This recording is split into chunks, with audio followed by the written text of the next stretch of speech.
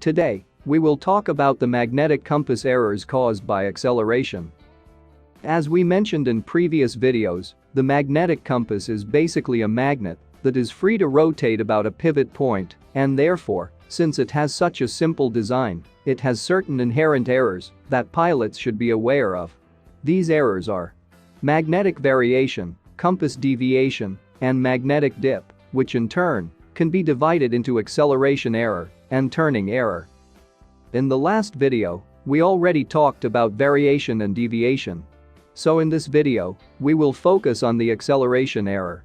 However, before going into detail with this, let's see what is magnetic dip. As we know, a magnet always aligns with the flux lines of the Earth's magnetic field. And as we can see in this image, these flux lines are parallel to the surface at the equator. However, as they approach the poles, they become more vertical. Let's see it in more detail with this other example. The planet's core will act as a giant magnet. Therefore, this will create a magnetic field around it, which is represented with this flux line. The point at which this line leaves the planet is known as the magnetic south pole, while the point where it re-enters the planet is known as the magnetic north pole. If we observe in detail the flux lines of the magnetic field, we can see that they have this pattern.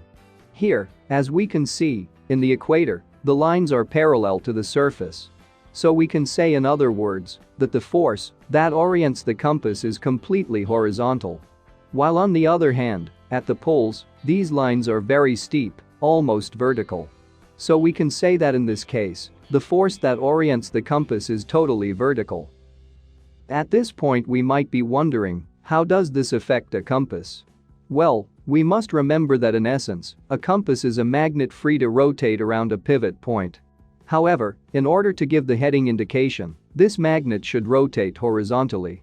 Therefore, to do so, it requires the horizontal component of the Earth's magnetic field. So in other words, it needs the horizontal force which is parallel to the surface, not the vertical one. With this in mind, if we look at the previous example, we can see that if we place a compass at the equator, the magnetic force acting on it is completely horizontal since it is parallel to the Earth's surface. Then, the compass will rotate horizontally, giving the heading indication properly. However, if we place the compass far from the equator and closer to one of the poles, it will not only experience the horizontal force of the magnetic field, but also a vertical component.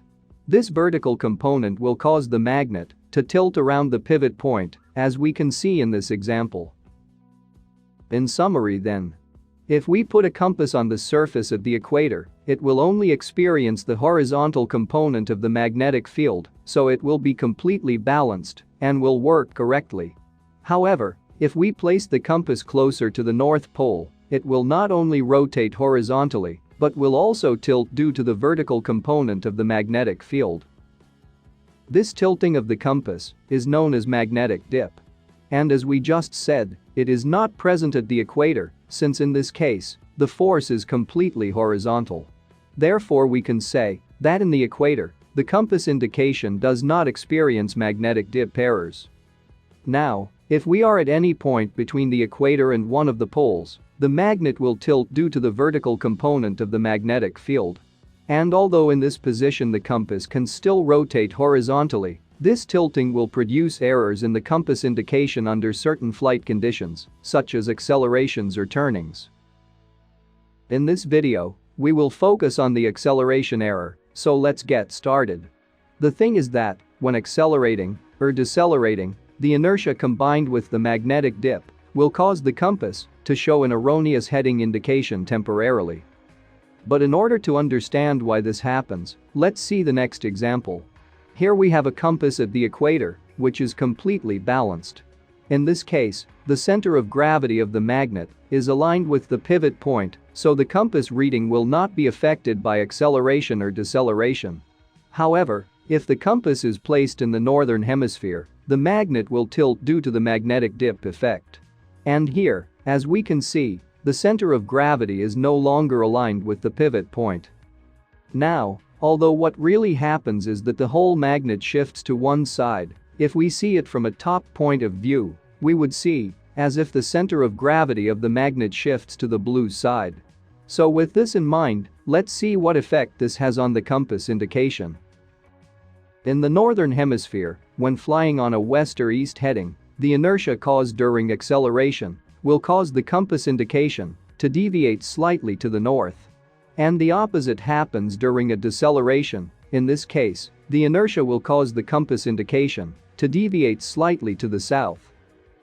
But let's see why this happens. Here we have an aircraft flying to the east with heading 090. As we can see, inside the compass we have the magnet with the center of gravity shifted towards the blue side due to the magnetic dip. So in this situation, if the aircraft accelerates, inertia will pull the magnet's center of gravity backward, causing the compass to give a false turn indication to the north, although the aircraft is actually still flying on the same heading. This effect will occur as long as the aircraft continues to accelerate, since once the acceleration finishes and the aircraft flies with a constant speed again, the inertia will disappear and the compass will gradually return to the correct heading indication. And the opposite happens if the aircraft decelerates. In this case, inertia will pull the magnet's center of gravity forward, causing the compass to give a false turn indication to the south. Now, again, this will happen as long as the aircraft continues to decelerate.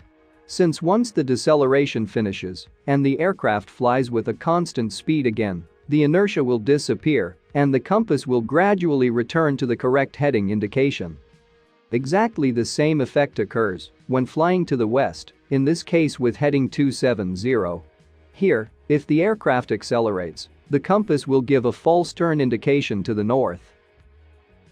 And once the aircraft stops accelerating and maintains a constant speed, the inertia will disappear and the compass will return to the correct heading indication.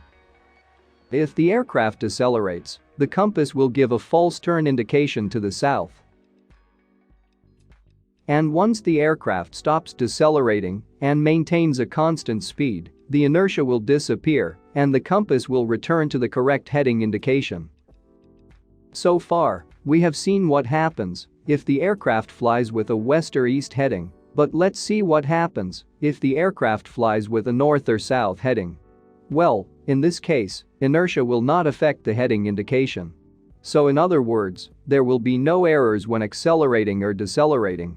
This happens because the center of gravity, the pivot point, and the inertia are aligned with each other, so the magnet has no tendency to rotate to either side.